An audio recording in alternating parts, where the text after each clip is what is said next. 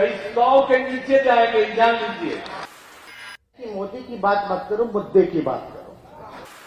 प्यार में समस्या ये होती है कि पहले कौन कहेगा आई लव यू।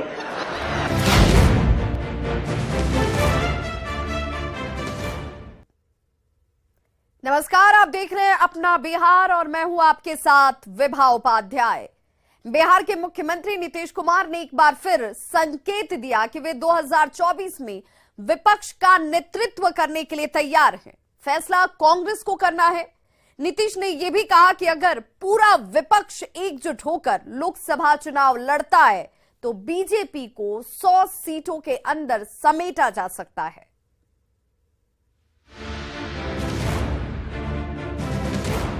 अगर मेरा सुझाव को अगर मान लीजिएगा तो 100 के नीचे जाएंगे, जान लीजिए। 2024 के लोकसभा चुनाव के पहले विपक्ष के नेतृत्व पर हो रही चर्चा के बीच सीएम नीतीश कुमार ने बहुत बड़ा बयान दिया है।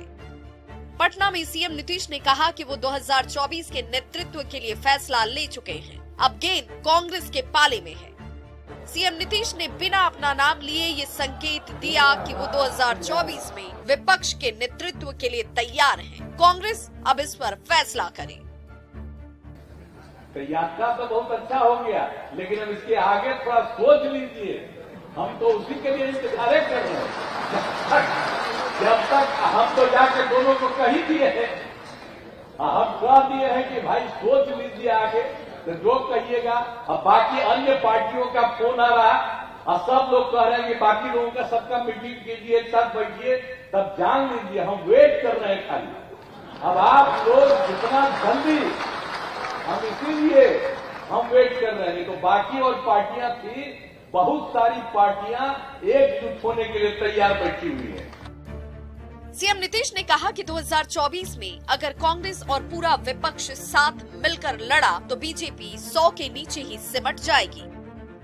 कर लीजिएगा और उसी दिन हम सब लोग एकजुट हो जाएंगे, हम मिल करके लड़ेंगे, तब जान लीजिए आप अच्छी तरह से मुक्ति हो जाएगी।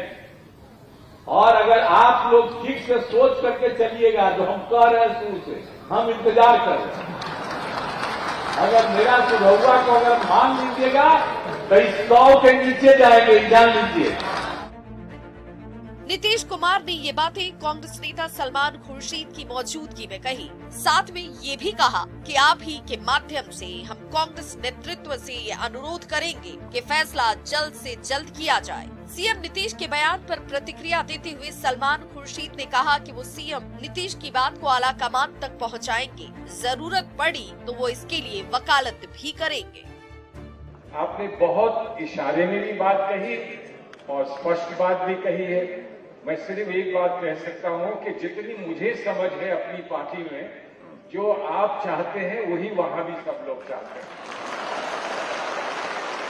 लेकिन कभी कभी प्यार में एक समस्या होती है।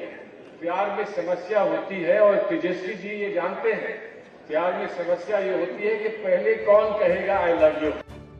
नीतीश कुमार के बयान पर बीजेपी के सीनियर लीडर और केंद्रीय मंत्री गिरिराज सिंह ने तंज कसते हुए कहा है कि जो 17 साल में बिहार का विकास नहीं कर पाए और अब वो समाधान खोज रहे हैं, वो क्या नेतृत्व करेंगे।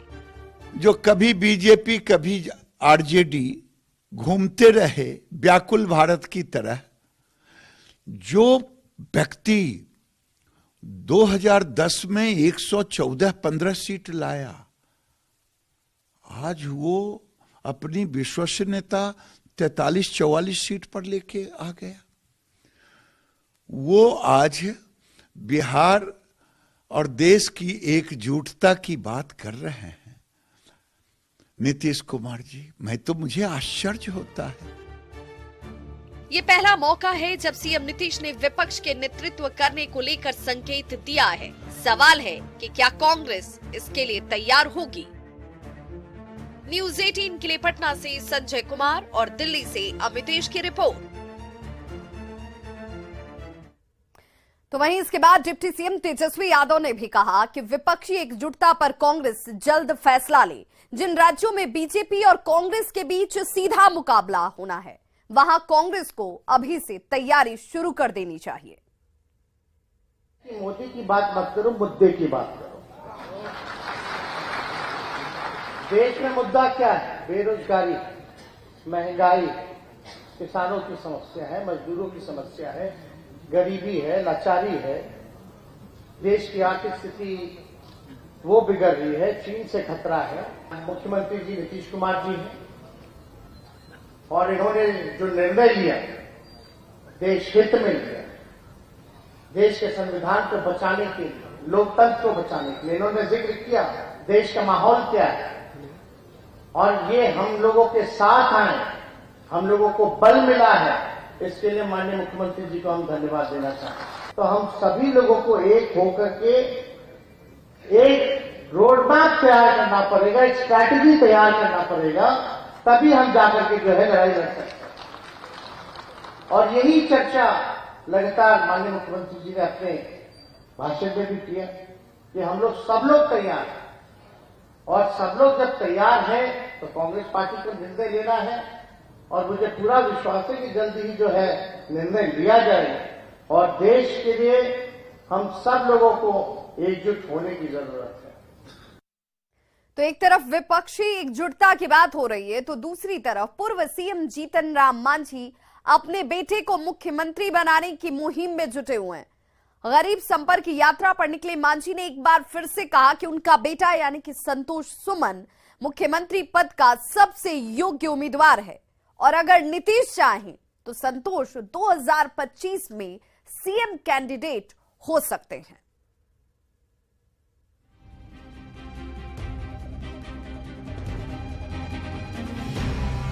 चैलेंज करते हैं कि हमारा बेटा संतोष कुमार सुमन अगर मुख्यमंत्री पद को मिलेगा तो कोई भी अभी जितने नाम आ रहे हैं मुख्यमंत्री का उससे बेटर साबित करेगा।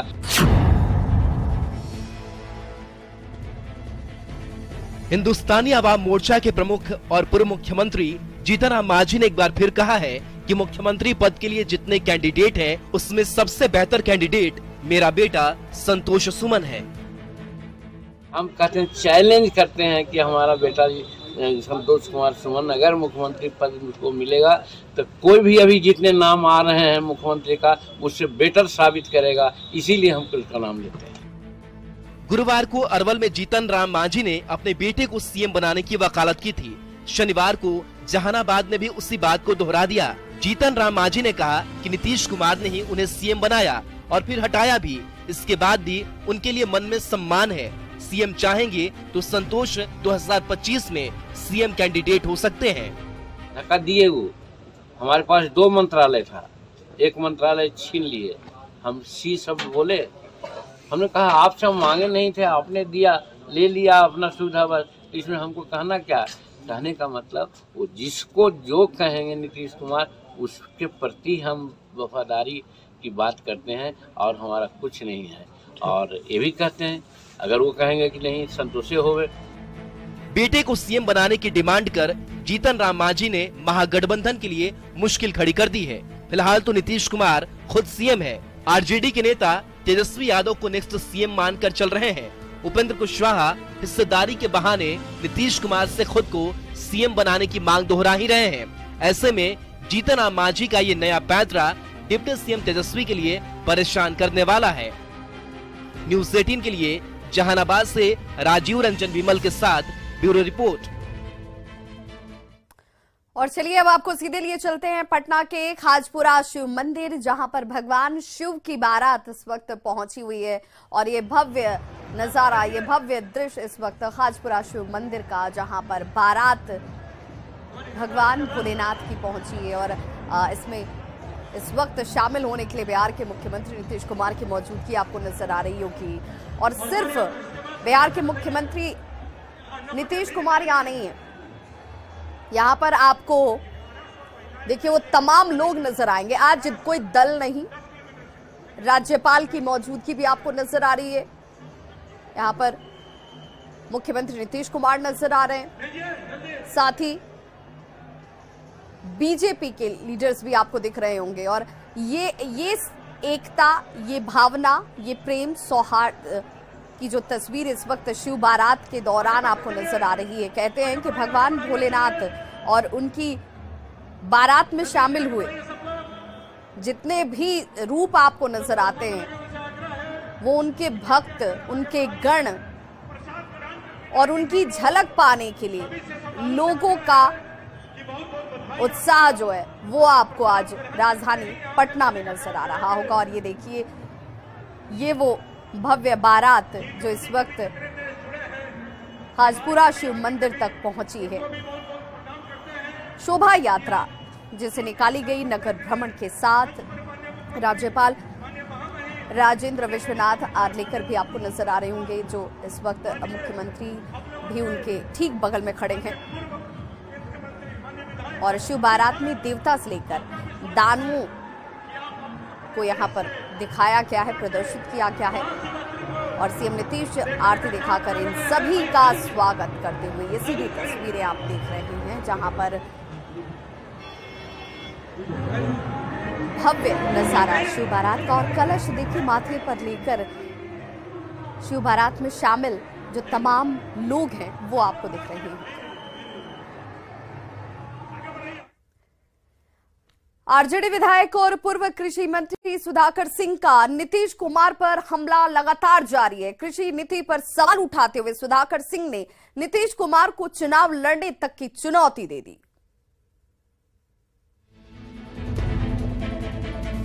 आपको तो बिहार की जनता पे भरोसा होता तो 17 सालों से चुनाव आप लड़ना बंद कर चुके हैं। राजद के 420 के आरोपी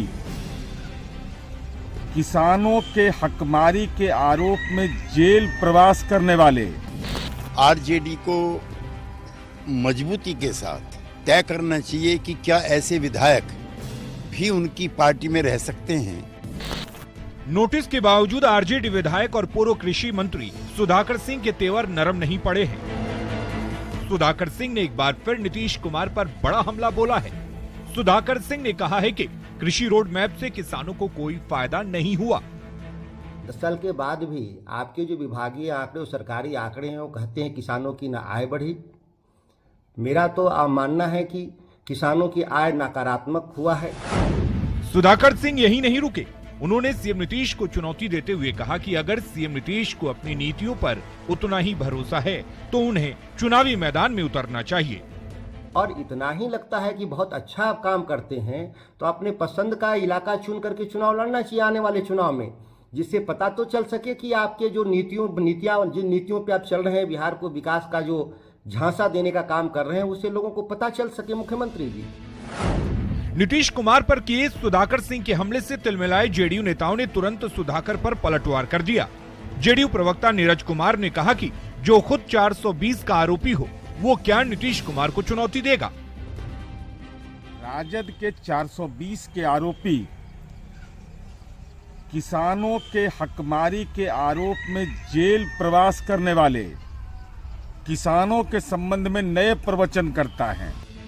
जेडीयू के प्रधान महासचिव केसी त्यागी ने आरजेडी नेतृत्व को सुधाकर सिंह के बारे में सोचने की सलाह दी। कहा कि वे लगातार गठबंधन की मर्यादाओं का उल्लंघन कर रहे हैं।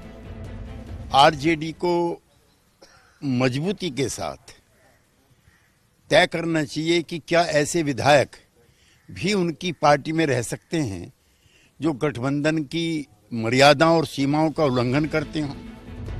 शुक्रवार को नीतीश कुमार ने चौथे कृषि रोड मैप का जिक्र किया था और कृषि के क्षेत्र में काफी कुछ करने की बात कही थी। 24 घंटे के अंदर सुधाकर ने कृषि पर बिहार सरकार के काम को बेकार बता दिया। सवाल है कि क्या अब भी आरजेडी नेतृत्व सुधाकर पर कोई कार्रवाई करेगा।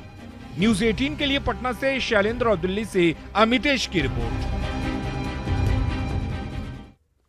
और अब बात उपेंद्र कुशवाहा की, और सवाल यही कि जदयू में उपेंद्र कुशवाहा कब तक। ये सवाल राजनीतिक गलियारे में इस वक्त खूब घूम रहा है, क्योंकि उपेंद्र कुशवाहा ने घोषणा की है कि जदयू को बचाना है और जो भी जदयू को बचाना चाहते हैं वो पटना के सिन्हा लाइब्रेरी में 19 और 20 फरवरी को पहुंचे।